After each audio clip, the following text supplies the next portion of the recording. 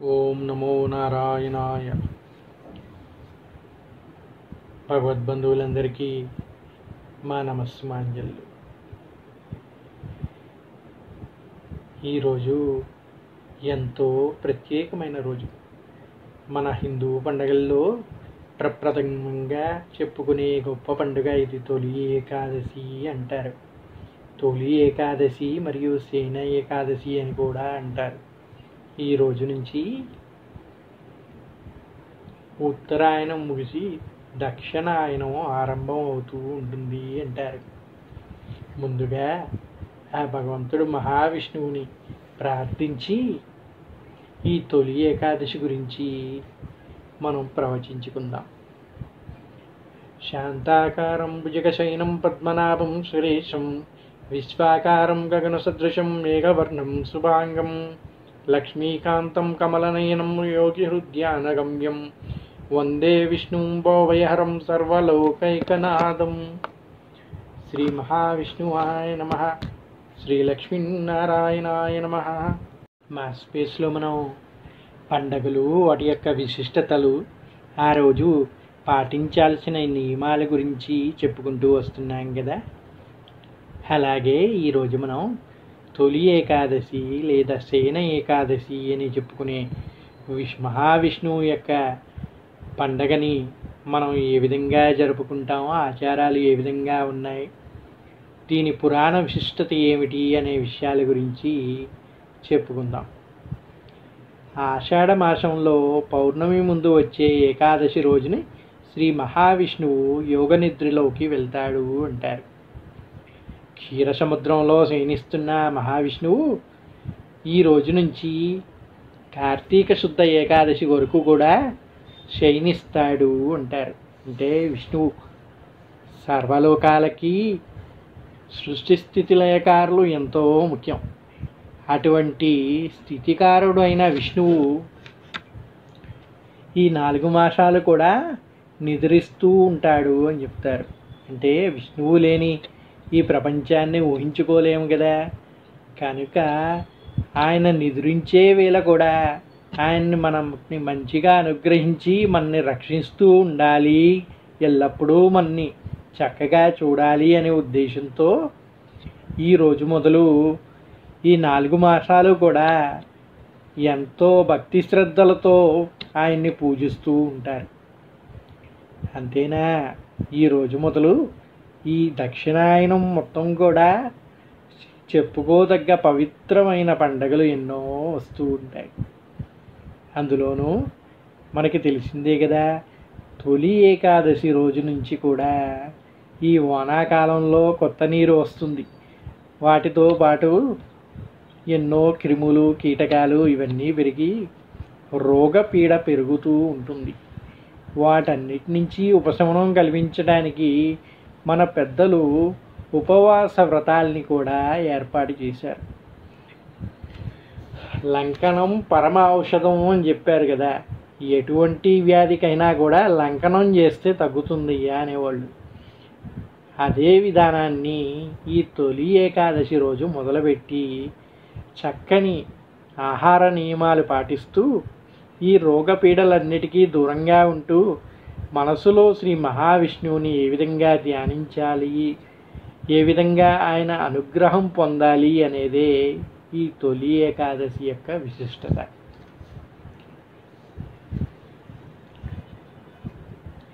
ఈ రోజంతా కూడా చక్కగా పొద్దున్నే లేచి అభ్యంగన స్నానం ఆచరించి, అంటే తలస్నానం చేసి ఉపవాస నియమాలు పాటించి జాగరణ చేసి శ్రీ మహావిష్ణువుని ధ్యానం చేస్తూ గడపాలంట. మరుసటి రోజు ద్వాదశి నాడు మీ ఉపవాస దీక్షని దేవుడి దగ్గర విరమింపజేయాలి. అది ఏ విధంగా పాటించాలి, నియమాలు ఎలా ఉన్నాయనేది ఇప్పుడు మనం చెప్పుకుందాం. ఈ తొలి ఏకాదశి వ్రతం చేసిన వాళ్ళకి జన్మజన్మల పాపాలు ప్రక్షాళన అవుతాయని భక్తుల యొక్క విశ్వాసం. ఈరోజు యోగ నిద్రలోకి వెళ్ళే శ్రీ మహావిష్ణువు సరిగ్గా 4 నెలల తర్వాత క్షీరాబ్ద శుద్ధ కార్తీక శుద్ధ ఏకాదశి రోజు మేలుకుంటాడు.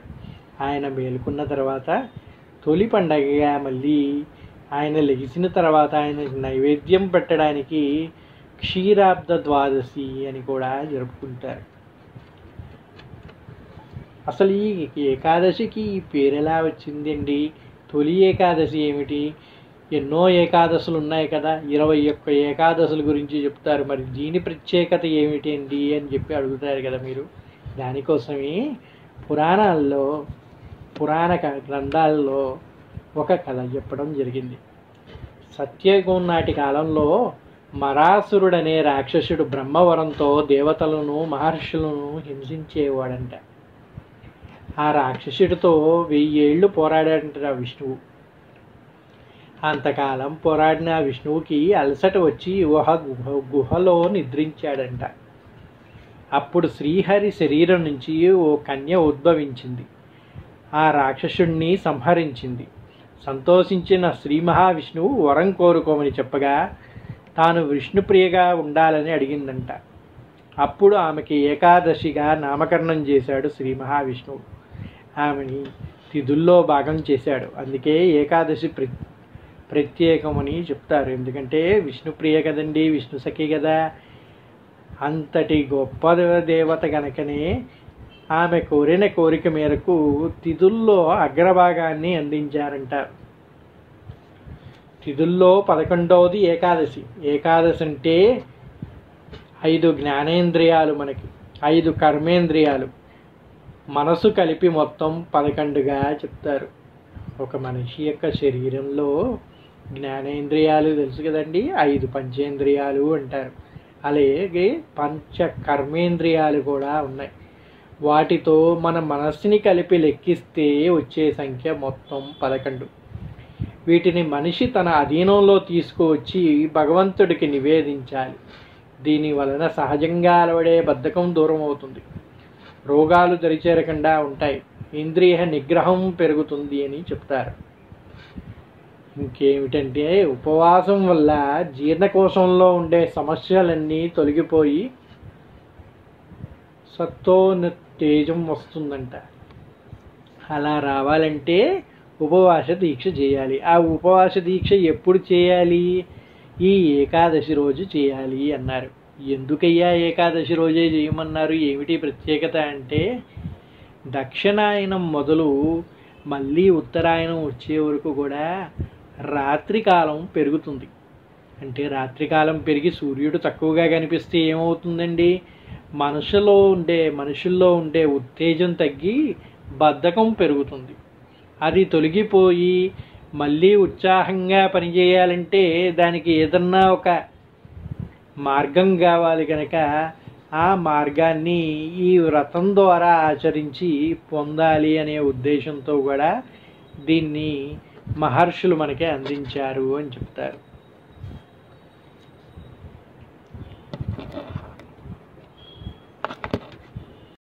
తొలి ఏకాదశి రోజున ఉపవాస దీక్షే కాదండి, వ్రతంగా ఆచరిస్తూ ఉంటారని చెప్పారు కదా. మరి ఈరోజు పూజా విధానం ఏమిటి, ఏ విధంగా చేసుకోవాలి అని చెప్పేసి అందరికీ కూడా ఒక నియమాంశం ఉంటుంది కదా.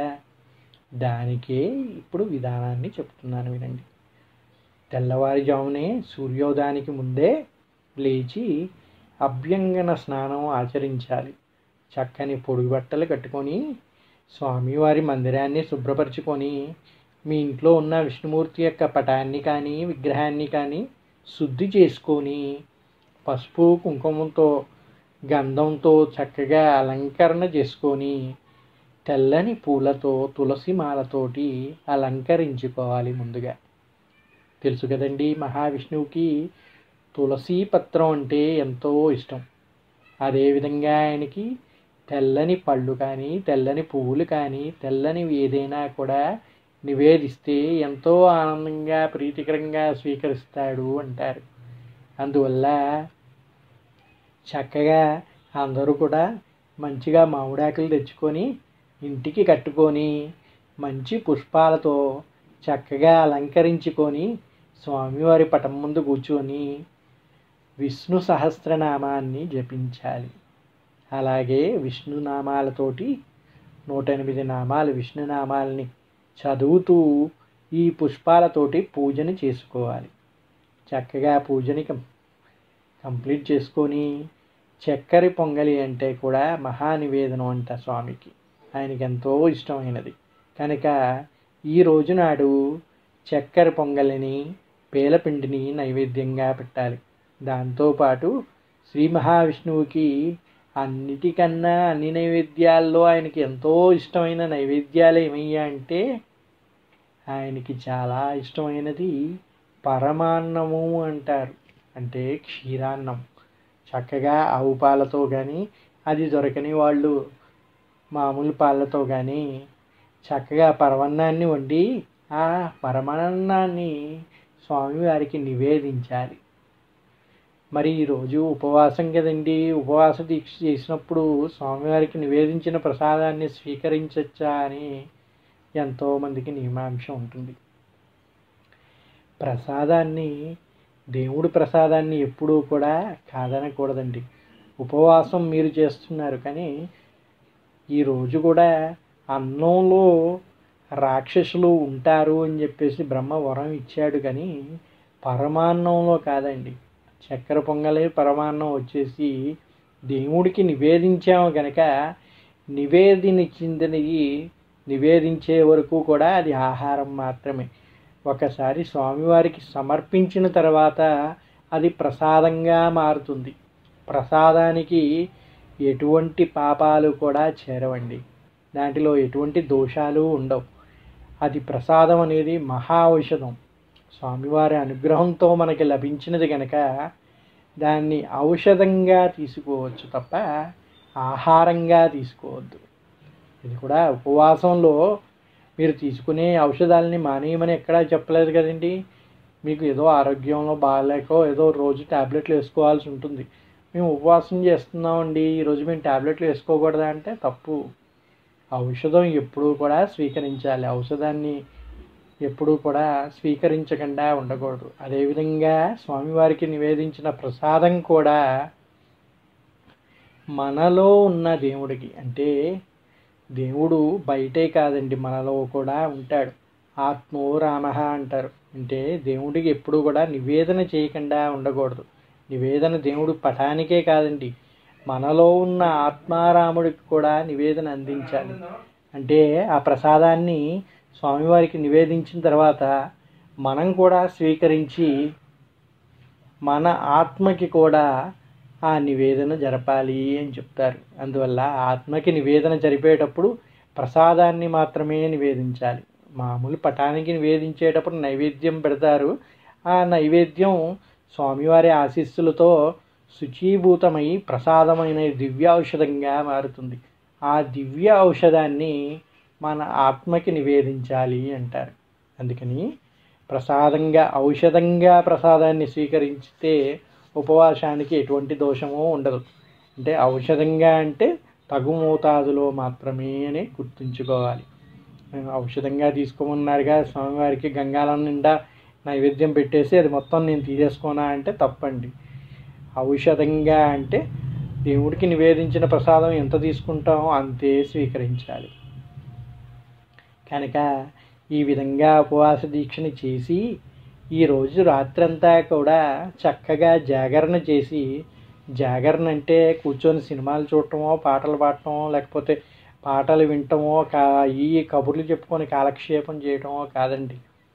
శ్రీ మహావిష్ణువుని ధ్యానిస్తూ ఆ ధ్యానంలో స్వామివారిని కొలుస్తూ చేసేదాన్ని జాగరణ అంటారు. శివరాత్రి రోజు ఏ విధంగా అయితే శివుడిని తలుచుకుంటూ చేస్తామో ఈ ఏకాదశి రోజున, తొలి ఏకాదశి రోజున మహావిష్ణువుని ధ్యానిస్తూ రాత్రంతా గడుపుతూ ఉంటాం. ఆయన భజన చేస్తూ కానీ, ఆయన నామాన్ని జపిస్తూ కానీ, ఆయన యొక్క పురాణాలని పఠిస్తూ కానీ వింటూ కానీ గడపచ్చు. కానీ అలాగని ఏ సినిమాలో ఏవో చూస్తూ గడపమని కాదు. ఆ విధంగా చక్కగా భక్తి శ్రద్ధలతో ఈ ఉపవాస దీక్షని జాగరణని ముగించుకొని మళ్ళీ తెల్లవారుజామున అంటే ద్వాదశి నాడు స్వామివారికి పునఃపూజ గావించి నివేదన చేసి ఆ నివేదన అనే ప్రసాదాన్ని స్వీకరించి మీ ఉపవాస దీక్షని విరమించి అప్పుడు చక్కగా భుజించవచ్చు అని చెప్పేసి చెప్తూ ఉన్నాయి. అయితే ఈ ఉపవాస దీక్ష చేసేవాళ్ళు కొన్ని నిషిద్ధ ఆహారాలకి దూరంగా ఉండాలి అని కూడా చెప్పారు. ఆ నిషిద్ధ ఆహారాలు ఏమిటయ్యా అంటే ఈరోజు మాంసాహారం అనేది ముట్టకూడదండి, మొదటిది. రెండో నియమం ఏమిటంటే గుమ్మడికాయని కూడా స్వీకరించకూడదు. ఈరోజు గుమ్మడికాయని కూడా తినకూడదు, చింతపండుని తినకూడదు, అలాగే మినుములతో చేసినటువంటి ఆహారాలని స్వీకరించకూడదు అంటారు. ఈ విధంగా నియమనిష్టలతో చక్కగా పూజలు గావించి స్వామివారి తీర్థప్రసాదాలని స్వీకరించి ఔషధ రూపంలో వాటిని గ్రహించి జాగరణను ముగించి స్వామివారి అనుగ్రహ పాత్రులు కాగలరని ప్రార్థిస్తూ శ్రీ మహావిష్ణువే నమః. స్వామివారి అనుగ్రహం అందరికీ, ఆయన కటాక్షాలు లభించి శ్రీ లక్ష్మీనారాయణ అనుగ్రహంతో సుఖంగా వర్ధిల్లాలని ఆ స్వామివారిని మరొకసారి ప్రార్థిస్తూ స్వస్తి. చెప్పుకుంటూ పోతే హిందువులు మొదటి పండగగా తొలి ఏకాదశిని జరుపుకుంటారు. ఈ పర్వదినంతోనే మన పండగలు మొదలవుతాయి. ముఖ్యంగా తెలుగు రాష్ట్రాల్లో ఈ పండుగని బాగా జరుపుకుంటారు. ఈ పండుగ తర్వాతే వినాయక చవితి, దసరా, దీపావళి, సంక్రాంతి పండుగలు వస్తాయి. హైందవ సంస్కృతిలో తొలి ఏకాదశి విశిష్ట స్థానం ఉన్నది. దీన్ని శయన ఏకాదశిని, హరివాసరం అని, పేలాల పండుగ అని కూడా పిలుస్తారు. ఆషాఢ మాసంలో వచ్చే శుక్ల ఏకాదశి రోజు ఈ తొలి ఏకాదశి జరుపుకుంటారు.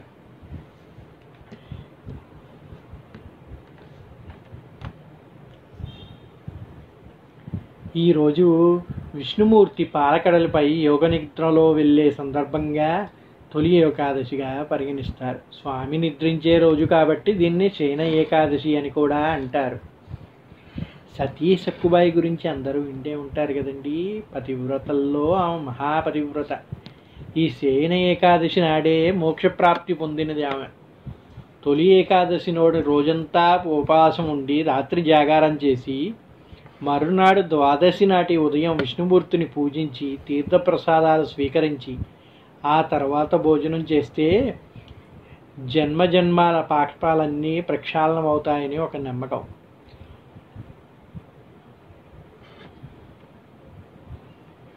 ఈ ఏకాదశిని పద్మ ఏకాదశి అని కూడా పిలుస్తారు. ఈ యోగ నిద్ర అనేది భూమిపై రాత్రి సమయాలు పెరుగుతాయి అన్నదానికి సూచన. తద్వారా ప్రజల్లో నిద్ర సమయాలు పెరుగుతాయి. భవిష్యోత్తర పురాణంలో కృష్ణుడు ధర్మరాజుకి ఈ ఏకాదశి మహత్యం వివరించాడని ఉంది. దాని ఉత్థాన ఏకాదశి అంటారు. ఆ తర్వాత రోజు వచ్చే ద్వాదశినే, స్వామి మేలుకున్న తర్వాత వచ్చే ద్వాదశినే క్షీరాబ్ది ద్వాదశి అంటారు. ఈ 4 నెలల కాలాన్ని పవిత్రంగా పరిగణించి అందరూ చాతుర్మాస దీక్ష చేసేవారు. తాళజంగుడు అనే రాక్షసుని కుమారుడు మరాసురునితో యుద్ధం గెలవలేక అలిసిపోయిన విష్ణువు తన శరీరము నుండి జనింపజేసిన కన్యనే ఏకాదశి అంటారు. ఏకాదశి రచాన్ని ఆచరించే రుక్మాంధకుడు మోహిని రూపంలో వచ్చే ఏకాదశి పూట పొందుగోరిన రంభని తిరస్కరించాడట.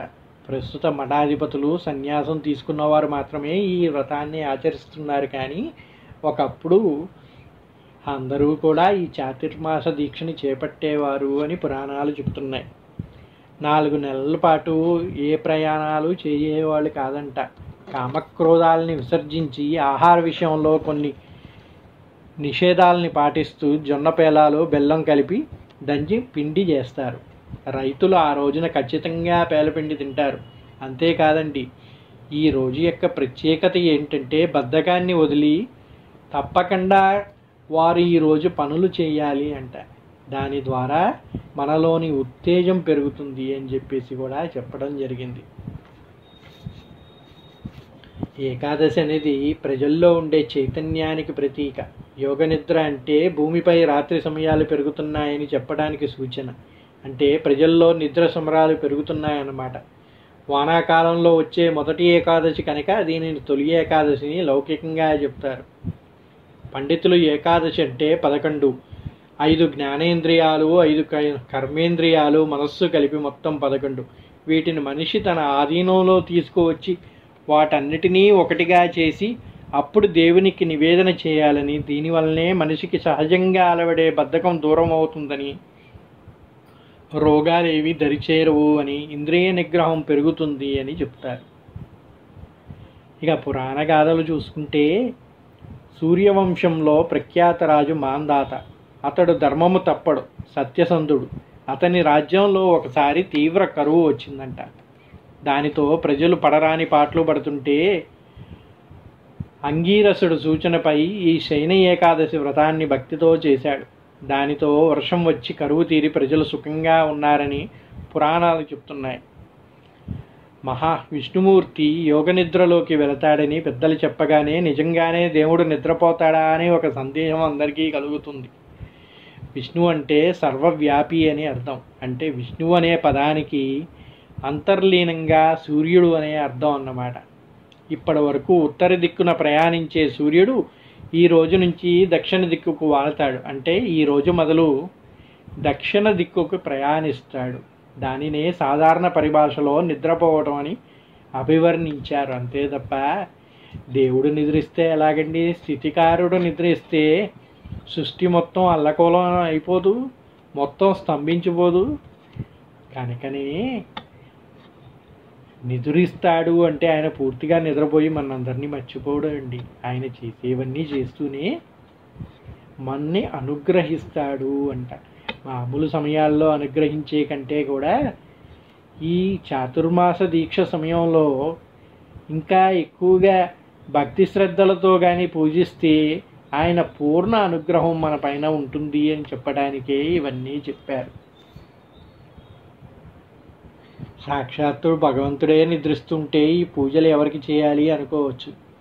ఈ నెలలోనే ప్రకృతితో పర్యావరణంలో మార్పులు వస్తాయి. తద్వారా మన శరీరానికి జడత్వం వచ్చి అనేక రోగాలు చుట్టుముడతాయి. ఉపవాసం వల్ల జీర్ణకోశ పరిశుద్ధమై దేహం నూతన ఉత్తేజాన్ని సంతరించుకుంటుంది, ఇంద్రియ నిగ్రహాన్ని కలిగిస్తుంది. ఇప్పుడు అందరూ చెప్తున్నారు కదండి, డీటాక్సికేషన్ అంటారు. ఒంట్లో అన్నీ తినేసి బద్ధకం ఎక్కువైపోయి రోగాలన్నీ పాలవుతుంటే ఏం చేస్తారు? కొంతకాలం పాటు ఈ అడ్డమైన తిండి అన్నిటికీ దూరంగా ఉండి డీటాక్సికేషన్ అని చెప్పేసి పళ్ళ రసాలని, వివిధ రకాల లిక్విడ్స్ని తీసుకోవడం మొదలు పెడుతున్నారు కదా, డైట్స్ అన్నీ మార్చేసి. అటువంటిదే అన్నమాట ఇది కూడా. కాకపోతే ఇవేంటంటే ఋషులు మనకి అందించినటువంటి చక్కని కఠినమైన నియమాలతో ఆచరిస్తే దీన్ని మించిన ఔషధం కానీ, దీన్ని మించిన డీటాక్సికేషన్ కానీ వేరే దేంట్లో రాదండి. మీరు లక్షలు ఖర్చు పెట్టి ఆ డైట్లు ఈ డైట్లు అని పాటించాల్సిన పని లేదు. పద్ధతి ప్రకారం తొలి ఏకాదశి నుంచి చాతుర్మాస దీక్షను ప్రారంభించి చక్కగా ఆచరించినట్టయితే ఆ ఫలితం మీలో ఆటోమేటిక్గా కనిపిస్తుంది. మీలో ఉత్తేజం పెరుగుతుంది, మీ మొహంలో తేజస్సు పెరుగుతుంది. దాని ద్వారా అందంగా కనిపిస్తారు, రోగాలన్నిటికీ దూరంగా ఉంటారు, కనుక ఉత్తేజంగా ఉంటారు.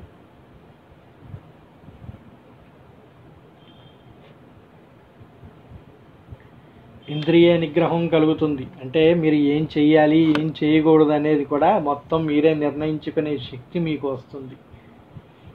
క్లిష్ట పరిస్థితుల్లోనూ భయంకరమైన రోగాలు వచ్చినప్పుడు విపరీతమైన పరిస్థితుల్ని ఎదుర్కోవటం కోసం ఈ కఠిన ఉపవాసాల ఆచరణ ఏర్పడ్డాయి.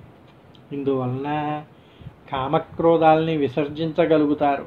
ఆహార విషయంలో కొన్ని నిషేధాలు పాటిస్తారు. అలా ఏకాదశి నాడు ఉపవాస నియమం లోకంలో స్థిరపడింది. ఈ పండుగకు పేలపిండిని తినే ఆచారం ఉన్నది. పేలాలలో బెల్లాన్ని, యాలకుల్ని చేర్చి దంచి ఈ పిండిని తయారు చేస్తారు. ఈ దినుసు ప్రతి దేవాలయంలోనూ పేలపిండి ప్రసాదంగా కూడా ఇస్తారు. ఆరోగ్యపరంగా కూడా ఈ పిండి చాలా మంచిది. బాహ్య ఉష్ణోగ్రతలకు అనుగుణంగా దేహాలని మార్పులు చెందుతుంది. గ్రీష్మ ఋతువు ముగిసి వర్ష ఋతువు ప్రారంభమయ్యే సమయం కావున శరీరానికి ఈ పిండి వేడిని కలగజేయటమే గాక వ్యాధి నిరోధక శక్తిని పెంపొందిస్తుంది. అందువల్లే ఈరోజు తప్పకుండా కూడా అందరూ పేలపిండిని చేసి నివేదనగా విష్ణువుకి అందించి దాన్ని స్వీకరించాలి అని చెప్పి ఒక నియమాన్ని పెట్టారు. పెద్దలు ఏ నియమం పెట్టినా అదన్నీ మన మంచికేనండి. వాళ్ళు ఏదో దాన్ని దేవుడు తింటాడనో ఇంకోటనో కాదు. దేవుడికి ఏది నివేదన చేసినా కూడా దాన్ని మనమే స్వీకరిస్తాం. అంటే దానికి అంతరార్థం వేరే ఉంటుంది. మన ఆరోగ్యం కోసం ఈ నియమాలన్నింటినీ పెట్టారండి.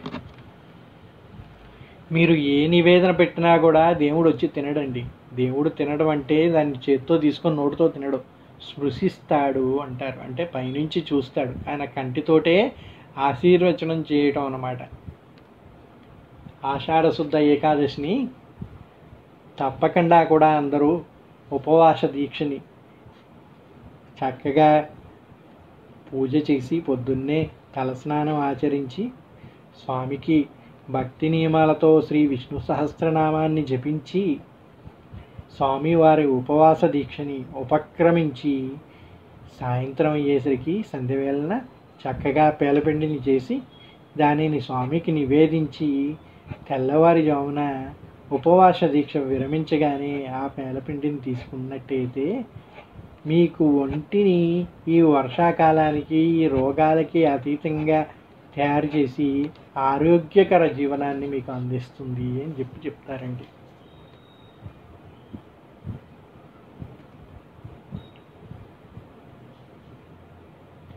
నిజానికి పంచభూతాలు, సూర్యచంద్రులు, గ్రహాలు పరస్పర సంబంధాన్ని, వాటి గమనాన్ని బట్టి ఇది ప్రకృతిలో మార్పులకి సంకేతం. ప్రత్యక్ష దైవమైన సూర్యుడు దక్షిణం వైపునికి మరలిన ఈ రోజునే దక్షిణాయనం ప్రారంభం అవుతుంది. ఈ రోజున చాతుర్మాస దీక్షే కాదండి, గోపద్మ వ్రతాన్ని కూడా ఆచరిస్తారు. దీన్ని తొలి ఏకాదశి మొదలు కార్తీక శుక్లపక్ష ద్వాదశి వరకు, అంటే క్షీరాబ్ది ద్వాదశి వరకు కూడా ఆచరించాలని పురాణాలు చెప్తాయి. ఈరోజు ఏం చేయాలంటే సూర్యోదయానికి ముందే లెగాలి. లేచి శుద్ధి చేసుకొని శ్రీహరిని నియమనిష్టలతో పూజించాలి.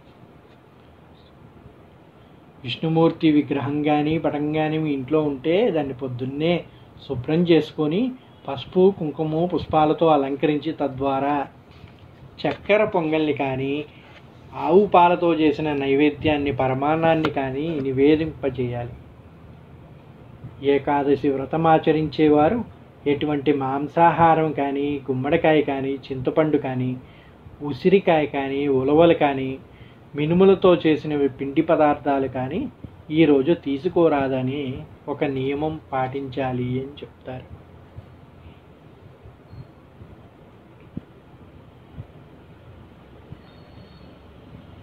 మానవ జాతిని ఉద్ధరించడానికి సాక్షాత్తు శ్రీహరే ఈ ఏకాదశిని ఏర్పాటు చేశాడని, ఈ వ్రతాన్ని నియమనిష్టలతో ఆచరించేవారు అన్ని సమస్యల నుంచి విముక్తి పొందడమే కాదు, మరణాంతరం వైకుంఠానికి చేరుకుంటారని పద్మపురాణంలో చెప్తుంది.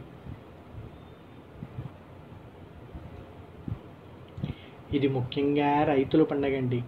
ఏరువాకని ఎలాగైతే ఆచరిస్తారో ఈ వర్షాకాలంలో అతివృష్టి, అనావృష్టి లాంటి ప్రకృతి వైపరీత్యాలు చోటు చేసుకోకూడదని, పైరుకి ఎలాంటి తెగుళ్ళు సోకకూడదని, ఏ ఆటంకాలు ఎదురు కాకూడదని వేడుకుంటారనమాట మీ శ్రీ మహావిష్ణువుని.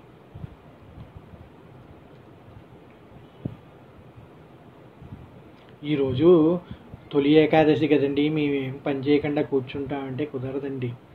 ఈ రోజుల్లో రైతులు కూడా పొద్దున్నే నియమనిష్టలతో పూజను ఆచరించి ఉపవాస దీక్షని చేపట్టి పొలానికి వెళ్ళి పని చేసుకుంటారంట. ఆ రోజంటే అందరూ రైతులు. ఈరోజు రైతులు ఒక్కళ్ళే కాదు కదండి, అందరూ జాబులు చేసుకునేవాళ్ళు. కనుక మీరు నిశ్చింతగా మీ యొక్క ఏ పని అయితే ఉందో ఆ పనిని ఈరోజు చేసుకోవచ్చంట. బద్ధకాన్ని వీడి చక్కగా పని చేసుకోమని చెప్పారు. ఈ ఏకాదశి వ్రతానికి అర్థమే అది, బద్ధకాన్ని వీడి పని చేసుకోమని చెప్తున్నారు. ఎందుకంటే రాత్రులు ఎక్కువ కాలం ఉంది కనుక ఎక్కువసేపు నిద్రపోదాం అనిపిస్తుంది. చలిలో ఈ వర్షంలో లేవబుద్ధి కాదు, ఎప్పుడు కూడా ముసురు పట్టి ఉంటుంది కనుక దుప్పటి కప్పుకొని పడుకోవాలనిపిస్తూ ఉంటుంది.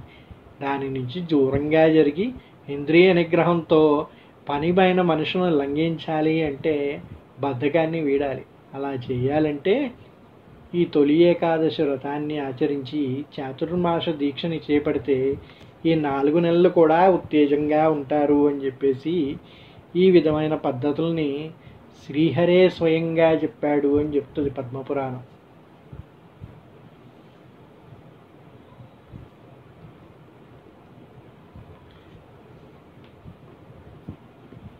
ఇంకో కథ ప్రకారం మహావిష్ణు వరంతో అన్నంలో దాగిన పాపపురుషుడు బ్రహ్మపాల భాగం నుంచి కింద పడిన చెమట బిందువులో అవతరించిన రాక్షసుడు తమ నివాసానికి చోటు ఇమ్మని అడిగాడంట.